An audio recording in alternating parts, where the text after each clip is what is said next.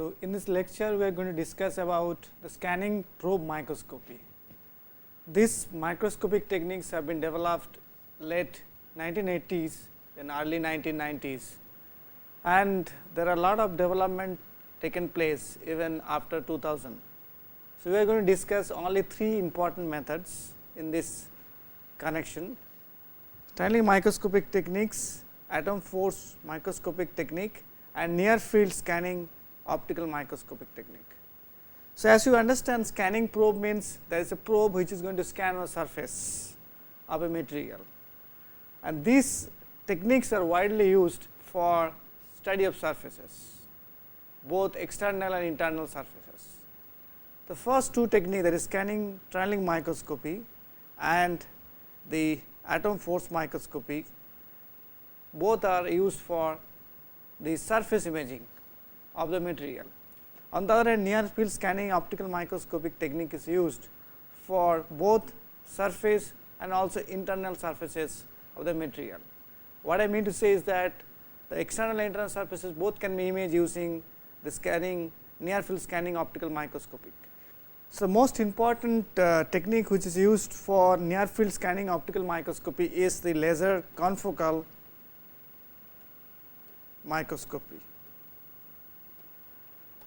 and this is gaining more importance over the time scale, as it can give us information regarding the structure of the internal surface. Initially it was used for biological specimens, nowadays people are using it for material science application also. So, in this lecture we are going to discuss one by one these three techniques, like there is STM, AFM and NSOM, and part of the NSOM is basically LCM, that is laser confocal microscopy. So, let us first discuss about the scanning tunneling microscopy. As you understand, it is a scanning technique. So, therefore, like any scanning electron microscope, you probably have used it. There is a raster which makes the tip of this microscope or the probe of the microscope to scan of the surface, and tunneling is basically coming from the tunneling of currents. So, let us first see history of it. It was discovered quite some time back, about 30 years back, by two scientists, Heinrich Roederer and Binning, at the IBM labs in US. And for this discovery, immediately after a few years, they got Nobel Prize in 1986 for this discovery, along with another stalwart in the microscopic technique, that is Ernst Ruska. So, Ruska actually pioneered the discovery of transmission electron microscopy. So, he along with these two scientists, Roederer and Binning, received the Nobel Prize in 1986 for the discovery. The central figure shows this machine which these two scientists made at the IBM labs. So, before discussing about the scanning tunneling microscopy, let me just talk about something about tunneling. The concept of tunneling came after the advent of quantum mechanics. As we know, if we take a small tip, very fine tip of the diameter of suppose few nanometers, 1 to 2 nanometers, and bring close to a material surface, and then if you apply a small bias voltage V to the tip, because of this small bias voltage there will be electrical field generated, and this electrical field will lead to tunneling of electrons from the tip to the sample surface, and this tunneling of electron can result into tunneling current. This is well known in the literature. This is the reason. In fact, this current depends on the height of the barrier, and it has been found that this height of the barrier, this is the tip here you can see, and this is a sample. So, therefore, once the tip is brought close to the sample and a small voltage, basically bias voltage applied between the sample and the tip, and then there will be tunneling of current like this, or electrons like this. And it has been found that the height barrier, that is the distance between the tip and the sample surface, this is a strong function of average work function of the tip and the sample. So, therefore, obviously tip material has to have very low work function material. Normally tungsten is used for that, very fine tips tungsten, tip which is oriented along 110 is used for such a tunneling. In fact, this same tungsten tip is used for the fake electron guns, which we discussed for transmission electron microscopes. So, therefore, this concept of tunneling can be used for imaging the surfaces of a material. Let us see how it is done. So, here I am showing an atomic scale view. On the left side of this picture is the STM tip consisting of atoms of the material which is used to make this STM tip, normally tungsten, and then there is a surface. So, therefore, when the tip is brought very close to the surface, as I have already told, there and there is a small bias voltage applied, that is tunneling of electron from tip to the sample surface. And this height h, which is known as the barrier for tunneling, is directly proportional to the average work function of the STM tip and the surface. Now, so therefore, if we do some kind of arrangement to scan this tip on the sample surface, and depending on this height, tunneling current will vary. So, therefore, we can use this tunneling current variation to image the surface of the material. There are other ways of doing that also, which I will discuss subsequently. Now, this is on the right side of the picture, that is shown in a schematic video, which is made by making many number of images. So, as you see, there is a small tip here at the top consisting of several atoms means several hundreds of atoms, and the surface, and this is scanning. Either here actually sample is shown to be scanning or moving by CNC plate or CNC device at a very controlled velocity, and the distance between the tip and the sample surface is kept constant. Depending on the atoms, the height, atom plane or atomic positions, the height of this barrier will change. As you see, the green atoms or the blue atoms at a lower height than the green atoms. So, therefore, the tunneling current will vary, and once we obtain this kind of information and store it, we can plot it as a function of spatial variable and we can get the image. So, this is basically the principle of scanning tunneling microscope. This was well known even after the discovery of the quantum mechanics, and other theories came up in 1910s and even 1920, 1930s, but the actual device making took a long time. Only in 1980s the actual device could be made because of the preparation of the fine tip, at the same time controlling this movement of the tip, because tip needs to be brought to the very close to the sample surface for tunneling to happen.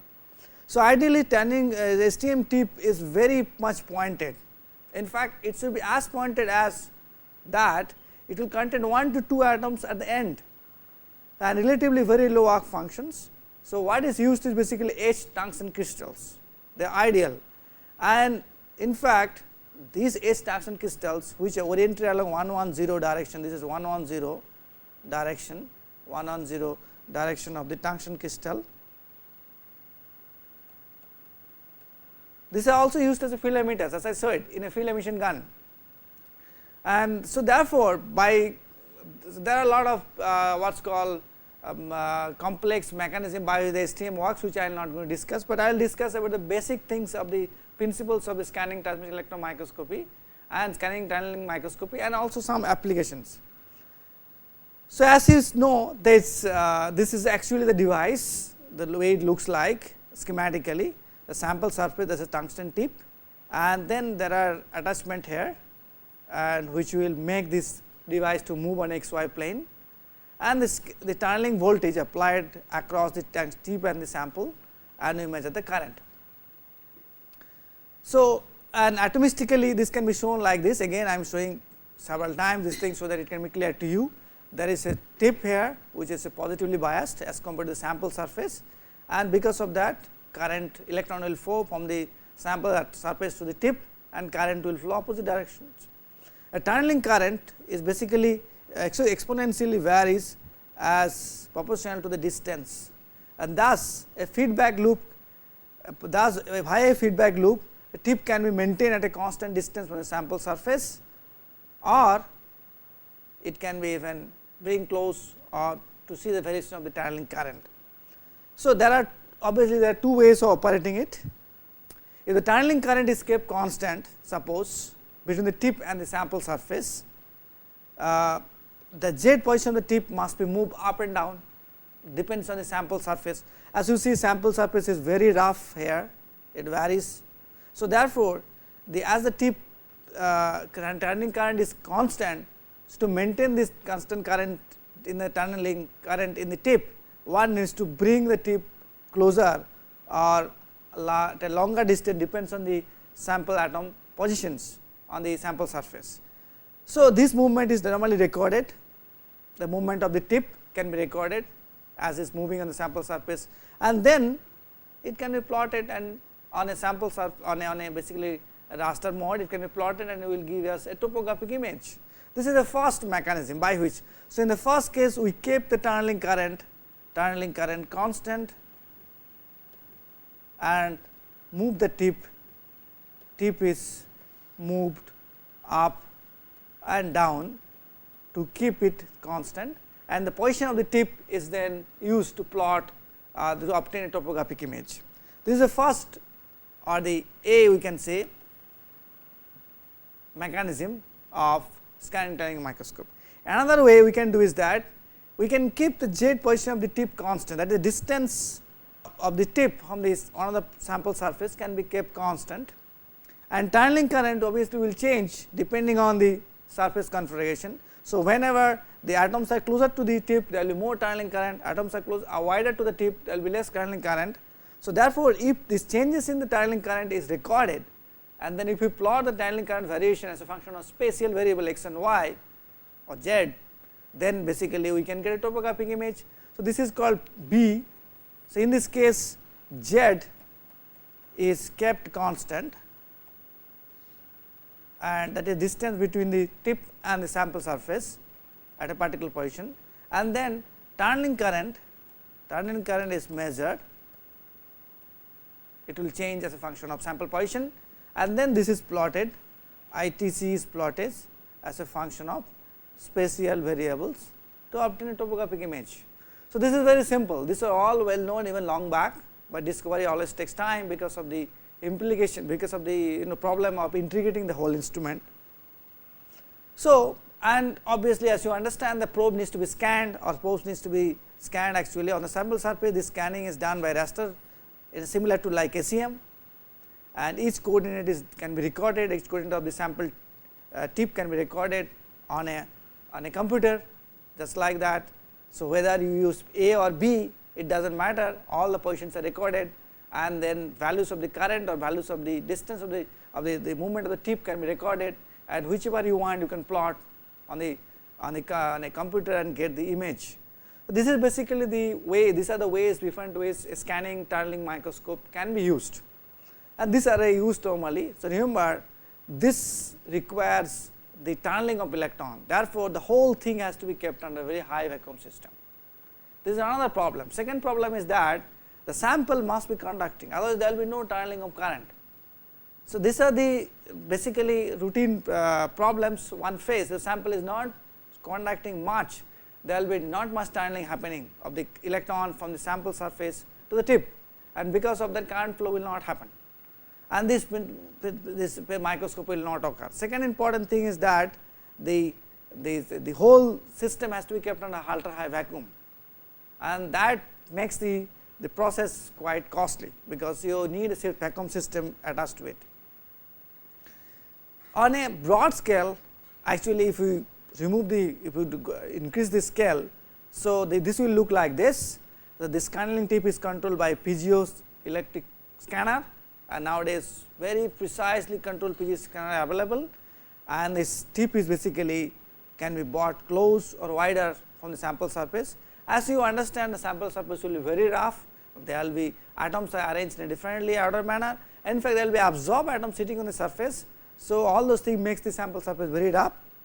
So, and then there is a feedback loop to control if you want to keep this tip at a constant distance from the sample surface, there is a feedback loop, or and you need a voltage amplifier also to amplify the whatever voltage is coming recorded. So, ability to precisely position the probe of an STM is possible only because of XYZ PGO scanner, and this XYZ PGO electric scanners came it took long time for it to be operational, and to make it be used for this kind of microscopic purpose. So, this kind of piezoelectric scanner is always coupled to feedback regulator to keep the track of the tunneling current, also precisely positioning the tip. So, therefore, we need several electronics for such a kind of device to run, and this all become possible only when the technology had advanced sufficiently. So, give you some examples, and I am just taking example from the literature, because we have personally I have not worked on STM, and some of our colleagues has, but the images from the books are much better. Let us look at that. This is actually taken from solid state physics book by Charles Kittle, which is a very standard book. You can see this image available in black and white contrast. This is actually platinum atoms on a 1-1-1 plane. What you see is that hexagonal array of atoms 1, 2, 3, 4, 5, 6. This is an hexagonal. So, 1-1-1 plane, a surface will be containing this kind of atomic element. This is central atom, and this goes on repeating. So, what you can see here, this just goes on. There is another one here like this. So, it gives us very good content. Not even that, these are actually images of atoms, looks like, but they are not, as you can understand, they are not actual images of the atoms. This is basically plotted with tunneling current as a function of the space. So, this side, suppose this is at a higher height. So, this will give us very small high tunneling current, that is why it looks like a dark. On the other hand, these surfaces which are at deeper side, which are looking like bright, and again the groups here looking like also darker means very black color. So, they lead to very small amount of tunneling current. So, that is how we can actually generate images. To show you another one, this is for the nickel surface. See, there is a distinct difference between nickel surface 1-1-1 surface, nickel 1-1-1, and the platinum 1-1-1. In a platinum 1-1, you could see big atoms filling the whole space. Here you can see large gap between the rows of the atoms. These are the rows of the atoms, and this is again obtained from the same group, Benning and the Stewart, which they have done on when they are working in IBM labs. So, these are the tips of the these are the positions which are close to the tip of the scanning tunneling microscope. That is why they are looking like very bright and blue. On the other hand, this surface is looking darker because they are at an angle, and this is again looking brighter, depends on the obviously how the surface is aligned with respect to the tip. The surfaces are inclined, they are not flat really. Even at any scale, surface will not be perfectly flat, because the atomic reconstructions takes place on the surface always. To give you another example, which is from very recent work, this is one of my collaborators, Professor A. P. Sai from Tohoku University, from quasicrystal surfaces. So, we know that quasicrystals are very new and very exotic materials. People think about it also. Even Nobel Prize for the discovery of quasicrystal was awarded this year, in last year actually 2011, to Professor Dan Sedman for discovery of that. So, this has become a big aspect of research nowadays. This is a scanning tunneling microscope image of the icosahedral AlPDMN quasicrystals. Quasicrystals all are multiple element alloys. So, what you see here is that 5 atom clusters here 1, 2, 3, 4, 5 or 10 atom cluster like this. You can see on the surface. There are many such clusters, here one, there one, okay, many such clusters, which are deemed to be present on this quasicrystal material. This is the atomic arrangement. We really cannot say which atom is what, but we can really say that on the surface of the quasicrystal also the same atomic arrangement is observed as in the bulk. So, one can actually see it while doing the STM. Remember, to do this STM analysis, we need to clean the surface. So, any aluminum alloy will have very thin layer of aluminum oxide presence. So, these samples are taken in ultra high vacuum, and then they are sputtered using the argon gas to remove the whatever oxygen atom presence, and then the virgin surface is created, which was then probed by the STM and images are taken. So, therefore, STM is obviously very costly equipment, because you not only need a vacuum system and other things, but also you need sputtering devices also for us to study different metallic samples. And as I told you, mostly the conducting sample can be studying. So, metallic samples looks to be ideal for these conducting samples, that is why they are done. Now, let me go to the next the surface probe technique, that is called atomic force microscopy. As I told you, the scanning tunneling microscopic technique has its own problem, like it cannot be used for non-conducting samples, it cannot be used for liquids, or it can be used in normal atmosphere, because you need to have tunneling of currents, that requires tunneling of electron, that requires vacuum system to be very good, and whole system to be kept under vacuum. So, therefore, these limitations led to the discovery of another microscopic surface microscopic technique called atomic force microscopy.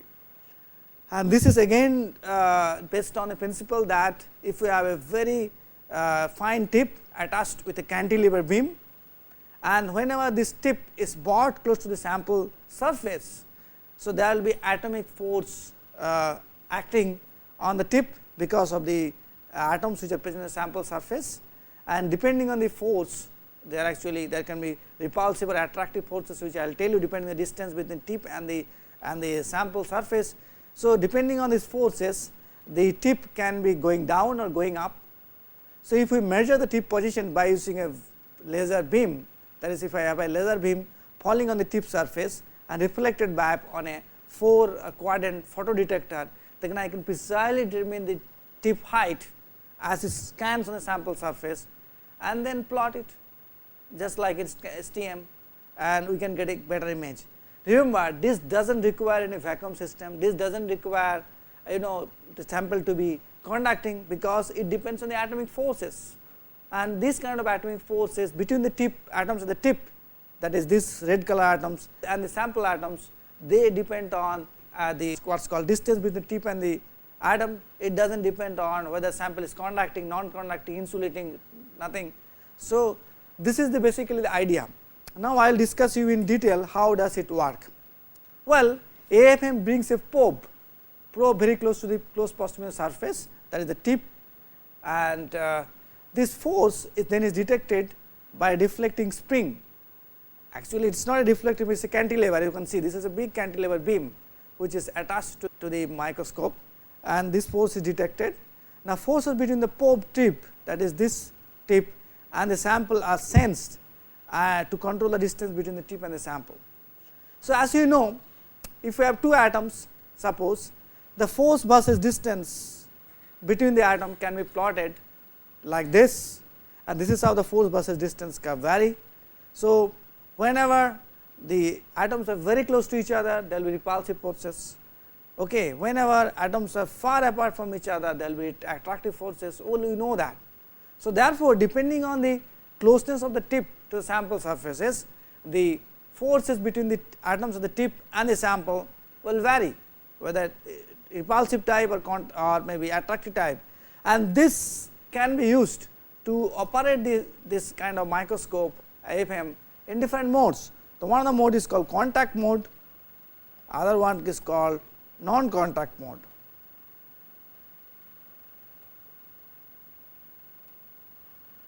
So, we will discuss one by one this contact mode and non-contact mode, but I hope you have understood what is the basic mechanism. Basic mechanism is the forces between the atoms on the surface and the tip, atom and the tips. So, those are the probes. Now, before that, let me just tell you how it is. It is again discovered by Binney, Gower and the quartet at Stanford. Remember, after discovery of STM, Binney moved to the Stanford University, and it requires a cantilever beam, a tip, sample surface, laser beam, and obviously you need a photodetector. All of this I have shown you at the first slide.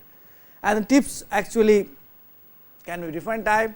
This is a normal tip, as we see, it is just like a tetrahedron, or you can have a super tip, okay, one tip, another one is attached to that, or you can have an ultra lever tip which is 3 micron tall, and these are all obtained from J. Paul Lever from Caltech, and all these images are available in this website. You can see that. So, tip manufacturing is a big thing. It is normally done using a very complex process like dipping in electrode and looking at it in the microscope. Subsequently, every time you dip it, some small amount of the material is getting corroded this kind of from this kind of tips, and that is how we can fine it up to the atomic level. Remember, the tip is very fine, of the order of few, maybe 1 nanometer or less, so that there are very few number of atoms present in the tip. Well, as I said, there are two modes of operation, one is called contact, other one is called non-contact. Contact mode is corresponding to repulsive and non-contact mode called as attractive force. You can be clear from this plot force versus distance whenever two atoms are brought close to each other. And as we know that the force versus distance, if the atoms are even impinging on each other, will be very high, and then this force comes down, and then there is optimum distance where force is the minimum, and then if we move the atom far apart from each other, again force increases and it becomes constant after some time and remains there. And obviously, up beyond a certain distance there will be no force of attraction, repulsion, whatever between the two atoms. That is how the forces vary, and this basically called this can be obtained from any physics or chemistry textbook, you can see that. And so therefore, whenever the probe or the tip is very close to the sample surface, the distance are very short, the forces will be repulsive in nature, as you can see here, repulsive in nature, or whenever the distance will be large, the force will be attractive in nature. And K-tube cantilever can be used to both measure both the attractive force or the repulsive force in different modes. So, if we measure the repulsive force, it is called a contact mode. If we measure the attractive force, is called non-contact mode. This is also known as tapping mode. I will discuss in detail. So, in a contact mode, where the short range interaction between the interatomic forces are very important, tip is normally 5 to 20 nanometer diameter radius and 10 to 25 micron height, okay, and the cantilever is approximately 50 to 400 micron long, and cantilevers are normally very low stiffness because they needs to be going up and down, deform actually, but it cannot deform the sample surface, because if it hits the sample surface in contact mode, sample surface will get deformed and then you do not actually detect exactly what is that sample surface. Tips can scan the surface, either the tip or the specimen can be moved by a piezoelectric positioning system, and detector system can measure the deflection of the tip as its contacts make the contact of the sample surface, because you are bringing the tip to the very close to sample surface. So, there will be contact and then it will be deflected, and the deflected can be measured by a laser beam. So, as I said, here also there are two ways of doing so. One is called constant force. That means, if you suppose want to have the constant force between the sample surface and the tip to be maintained, then there will be a feedback loop which will keep this constant force between the sample and the tip, but to keep this constant force, the sample tail has to deflect more when the distance is higher between the tip and the sample surface. When distance is smaller, that the attractive force will be whenever distance is higher, the attractive force the repulsive force will be little less, and when the distance is close, repulsive force will be high. So, depending on that, you can detect the tip deflection and in the z directions and then plot it later on to get an image, or you can actually have a constant height. So, no feedback system is usually used when the sample roughness is small, higher scan rate is possible here also, and in this case the tip is kept as constant height from sample surface, and force actually varies, and that force can lead to deflection of the tip, and that can be measured to plot. Well, in attractive mode, that is called non-contact mode, it is called also tapping mode. This is used for the normally attractive forces to interact the sample with the tip. It operates within the van der Waals radii of the atoms. We know there is a van der Waals force of attractions, and this attraction happens when the radii of the atom is within the van der Waals force of attractions limits. And in this case, actually the cantilever resonates, cantilever actually oscillates near its resonant frequency, normally 200 kilohertz, to improve this resonancy. Basically, if I have a tip like this, I just keep a tap so that it resonates, or it just do like this, and once it does it, it measures the long range forces. That is why it is called a tapping mode. It has many advantages than the contact mode. No lateral forces will act on the tip, because whenever tip is very close to the sample surface, there will be lateral forces which can act also other than this vertical forces. Here there will be no lateral force, but distance is higher. This is non-contact, so non-destructive. So, it does not lead to any contamination of the sample. It does not lead to deformation of the sample also. So, this is basically suitable for all kinds of soft material. And the other mode, which is contact mode, is basically suitable for the hard materials, because even if the tip hits the sample surface, there will be no deformation activities on the sample surface, which will not change the material surface, or the chemical surface because of contamination or the change of these atoms on the sample surface. So, the attractive force is basically as I just now said is basically depends on the van der Waals forces. So, distance should be maintained such that the van der Waals forces ready of the atoms actually becomes comparable with the tip distance. Now, how does the force actually vary? Let me just tell you in a simple slide like this. So, how do we actually measure? As you know, in AFM actually one can measure the force versus distance plot also.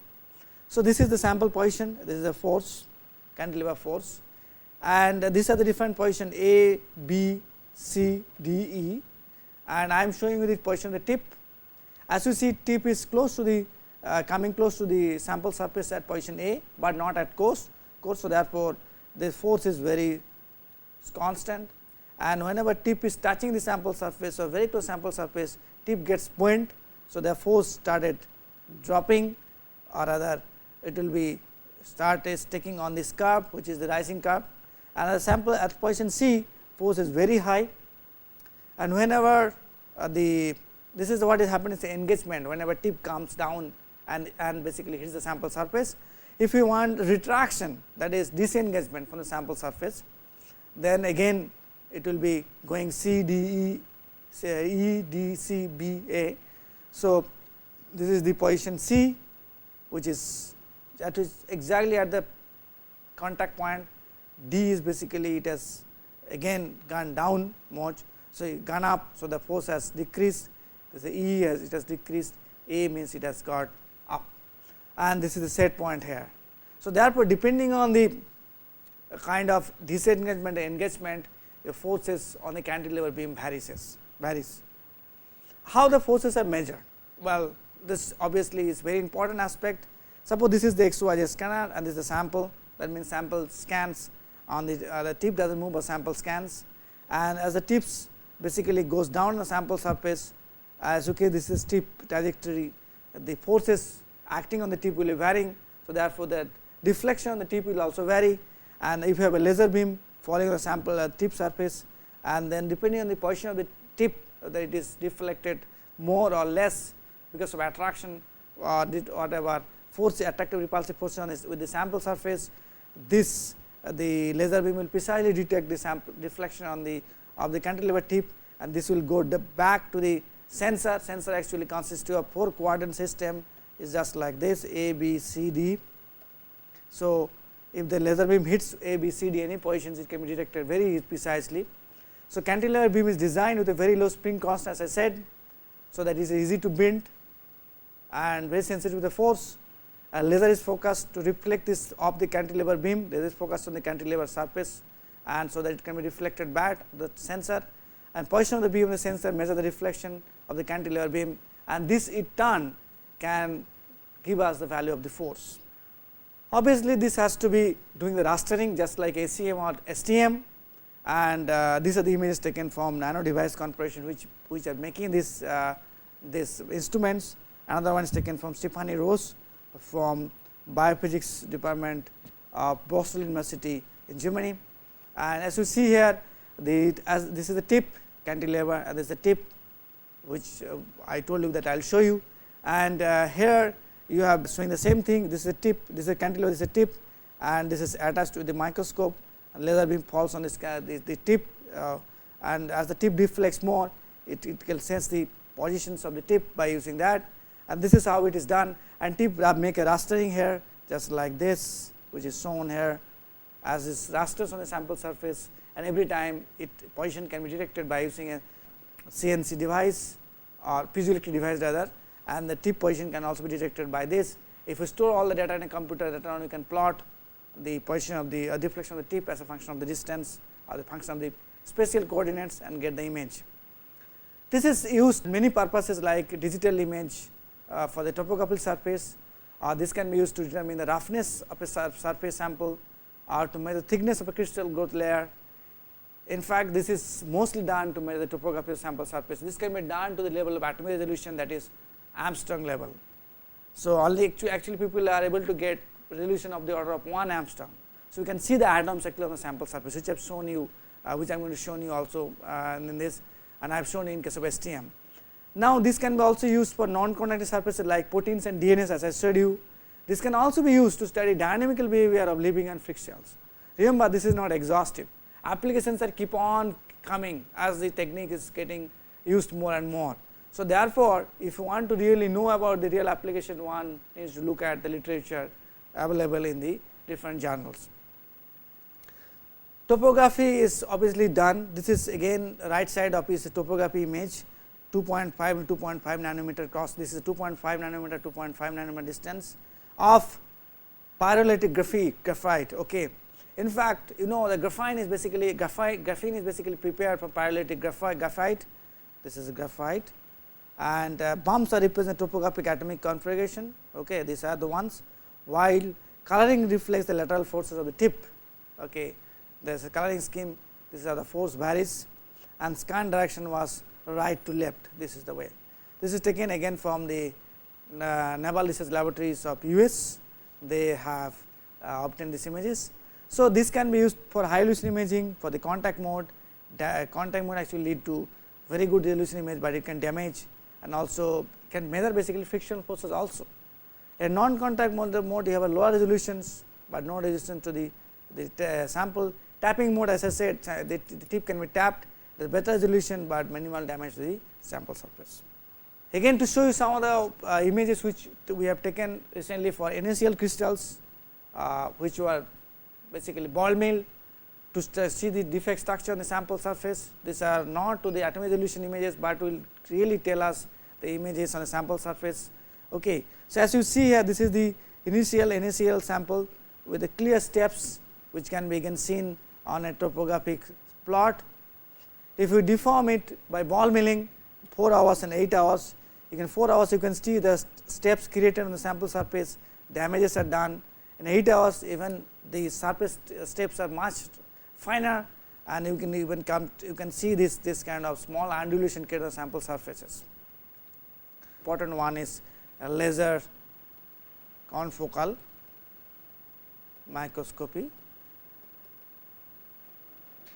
But let me tell you the basic principle first. All of you know that in optical microscope resolution is basically governed by the wavelength of the light, and as you know the resolution is normally obtained to about 300 nanometers, and it is very difficult to go down because the optical microscopy uses light, normal light, but in near field scanning optical microscopy we can beat the resolution limit. And not only that, we can even scan the surfaces, we can look at the internal surfaces of the many things. In fact, in the medical or in the biological research, one can image the inside structure of artery or vein by using these microscopes. And for material science, we are learning it, how to use it. I will show you some example how it can be used, or there are a lot of potential for this technique to be used for the material science applications. This technique actually is called NSOM, near field scanning optical microscope. We use a sub wavelength aperture. Okay, normally as I told you in a transmission electron microscope or even the other microscopy techniques that scanning transmission electron microscope also use apertures. And aperture is nothing but a plate in a small hole is present, and it can be used to select a particular beam in a transmission electron microscope. In this case, we use a sub wavelength aperture, and this is about 200 to 20 nanometers is the diameter, and this can be placed very close proximity to the sample surface. That is the actual challenge. Actually, it can be placed very close, means of the order of tens of nanometer, like 10, 20 nanometers. And then if we allow the light to pass through this aperture, light passing through the aperture will remain collimated, because it is very small size for the distance of the order of one aperture diameter. Aperture diameter is of the order of 20 to 200 nanometers, and the aperture diameter is maintained in the near field position, and then it is scanned on the sample surface. So, image can be reconstructed point by point with a spatial resolution limited by the aperture, not by the wavelength of the light, because the aperture is smaller than the wavelength of the light here. Normally in the light microscope, optical microscopy, wavelength of the light is a couple of 100 nanometers, that is 300 to 400 nanometers, but here aperture is less than the size of that. So, if we keep the aperture in the near field region, that is very near to the close to the sample surface, actually the resolution of these microscopes will depend on the aperture size, not on the wavelength. That is how we beat the resolution determined by the wavelength of the light. So, this has increased, this has led to the rapid change of the study of the different kind of material by using the optical microscopy, just by using a near field aperture. I hope this is clear from this picture. So, what is here actually, you have a tapered aperture as you see here, which is kept close to the sample surface, and then this is a polycrystalline sample obviously, and you pass a light beam to that, and then these apertures can be actually scanned over the sample surface, and if you scan the aperture, light beam also be scanning the sample surface, and then this is the constructed image, which is diffraction limited resolution image basically, and this can be obtained in a far field lens and then plotted. Nowadays, these are all done digitally obviously, because one can use reconstruct the image using computers. This has been possible because of one major discovery. So, as you see here in the earlier picture, this tip, the tapered the tip of the NOSM, tapered tip of the NOSM is basically what is dictates resolution. So, this was done by tapered optical fiber probe was developed by Bettis and Troutman in 1991, and tapered optical fibers are fabricated from single mode optical fiber using a commercially available micropipette puller with a focused carbon dioxide laser as a heat source. This aperture is formed by coating the tapered fiber with a high reflectivity material, that is aluminum or silver, via standard thermal operation. So, you can see there actually this is the AG coated on a tapered optical fiber, and AG actually increases reflectivity. Reflectivity should be very high because you are using optical light, and then this is actually high numerical aperture optical microscopy objective. So, this is detect whatever is reconstructed after this light beam passes through the sample surface, and that is what is done in a near field optical microscope. So, instead of a light, one can use a laser beam. As you can understand, there are optical lasers available, like laser beams which are coming in the optical wavelengths that can be used. That is why it is called laser confocal microscopy, and because the aperture is kept the near field, that is why it is called confocal, and this is how it is done really. There is a laser beam which comes with fiber optics, and then this is the real aperture which is tapered one, the sample, and there is a collection optics and there is a detection optics. As with STM probe, this is also rastered using a piezoelectric device. This means this probe is nothing but tapered optical fiber that is rastered using a piezoelectric device, because that movement needs to be controlled very precisely. To give you some idea how it can be used, these are all taken from different literature. This is again from Professor Dr. Hans Jürgen, but from the MPIP, this is Max Planck Institute, NIMS Joint International Lab. This is basically ionic liquid microdrop stained with fluorescent dye red color, staying on a soft PDMS surface, which is a green color. You can clearly see the clarity of the image, and when one can see the tapered nature here of this of the liquid drop. So, that is actually increases our capability to image even small liquid drops present on the surfaces of any material. Another example of this is corrosion surface, which is very new. This is published just few months back by Sanchez Tovar et al. In corrosion science, and as you see is that this is actually copper surface at 75 degrees after the certain kind of corrosion test called ZRA, and you can see in fact that the corroded regions in the sample surface, the black color regions are the sample surface. Remember, this is an optical microscopic image using confocal microscope. It is not a scanning electron microscopic image. So, the clarity and this is actually the micron distance is 40, 56, and this is a large scale, and the resolution is much better than the normal optical microscopic image. So, one can actually probe this kind of effects, and as I said in the lecture that the new applications are coming into picture as people started learning these techniques more and more. So, one can use it more and more.